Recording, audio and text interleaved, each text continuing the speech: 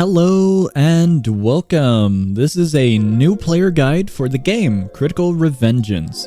So if you're a new player, a returning player after a data wipe, or if you're just a little bit lost in the beginning, this guide should be able to help you out. I'm going to be showcasing a new player guide that is efficient and gives you helpful tips along the way so you can get started really quickly and easily. First off, if you're a new player, you're going to want to walk up to the nearest camp. This will get you familiar with some of the interactions and what you can do in the game. For example, there is no smelting, the crafting system is really bare bones and basic, all of the recipes are right there in front of you. However, there is one feature that we want to look at specifically. The ability to pin a specific recipe to your little UI on the bottom of your screen is going to be very important, as it'll be a reminder as to what materials you need to look for. In this case, we're going to be focusing on traveler boots. These will give us some mobility and it will make fighting enemies way easier.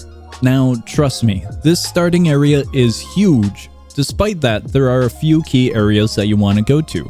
We're going to be traveling a little bit far into the second zone of the starting area, and this is where we're going to want to put our spawn point. The main reason is because we can EXP grind, and once we hit a certain level, we can take on a harder enemy. Additionally, this is going to be a crossroads section to the next area after we get a key item.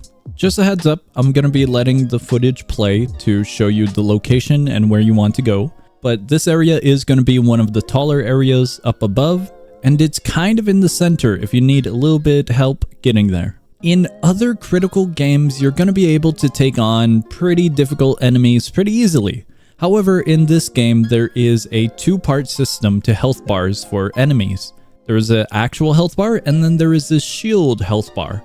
You're going to want to take out the shield before you can take out the health, but the shield will return, and this is why enemies are difficult in this game. So we're not going to be fighting the enemy at the top of this hill, we're going to be fighting the foxes. Trust me, I've tried to fight the enemy at the top of this hill as a level 0. It's not easy. It's possible, but it would probably take you an hour. As for the foxes, they are easy enough and they're not much of a problem whenever we take damage, to the point where we can really mess around and get used to the combat system itself. If you are running the beginner sword and you haven't swapped out to any of the other classes in the starter area, then you're going to be able to heal yourself whenever you're low on health. Your special ability will regain health over time, and so this is a really great way to get used to the game and survive for a little bit longer. Fighting foxes early is also really good because they have materials that we need for the traveling boots. Additionally, we're going to need some materials later on,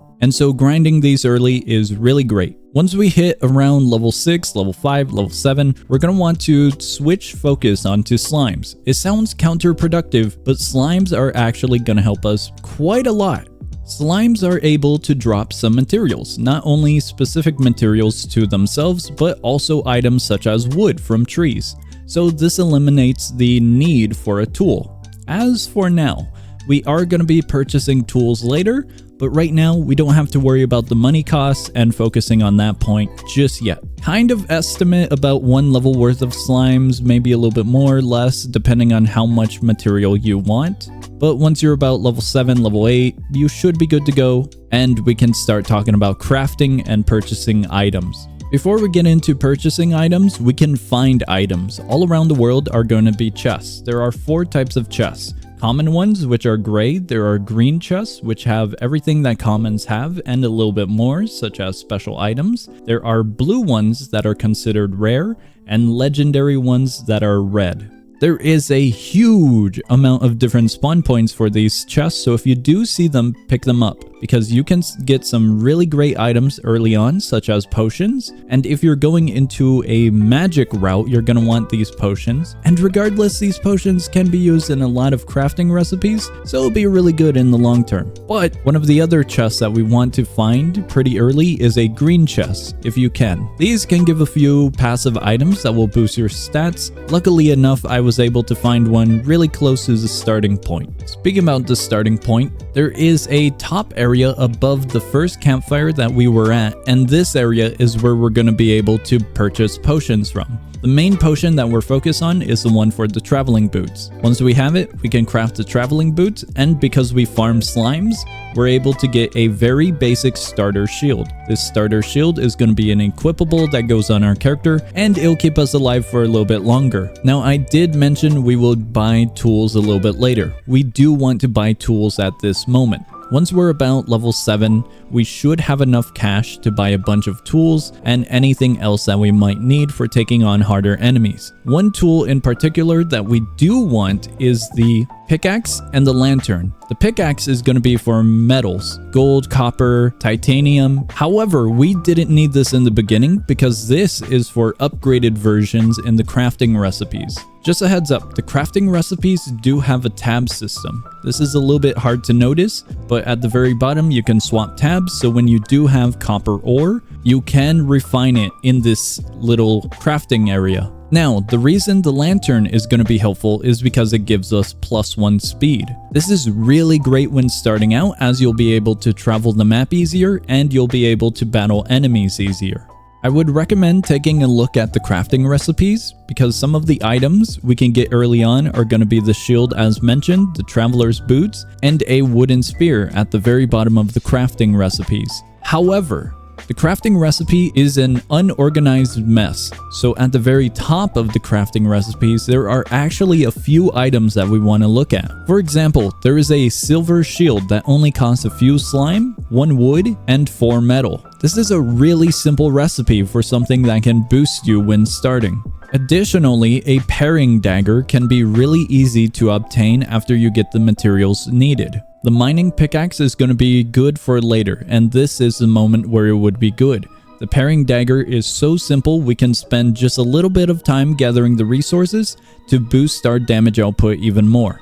So make sure you look through the recipes and see what you want to go after, and if you're able to, pin a specific recipe so you can keep track of it. This doesn't only apply to passive items. There are magical abilities as active items that you can pin as recipes as well. I would recommend this if you're looking for active items to use in battle. However, it is optional, and if you feel ready, then go ahead. And you should be good to fight against the Spike Wolf. Now we're able to take on the harder enemy. As mentioned, this is the enemy that's at the top of the hill where we put our spawn point at. The reason this is a great spawn point is because in case you do mess up and you're not really focused, you can easily just climb up the hill and battle it over and over.